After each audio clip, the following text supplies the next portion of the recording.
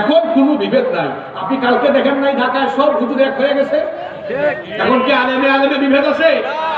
এখন জালেমে জালেমে বিভেদ, এখন আলেমে আলেমে ঐক্য। ঠিক না? ঠিক। আমরা আলেমদের সাথে আছি না নাই? কারা কারা আলেমদের সাথে থাকবেন না হাত তোলেন।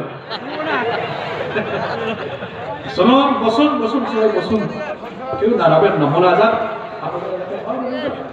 মোনাজাতের মাধ্যমে আমরা বাড়ি যাবো ইনশাআল্লাহ। সবাই একটু সহযোগিতার হাতটা বাড়ায় দেন, কেউ আমরা বাকি থাকবো না।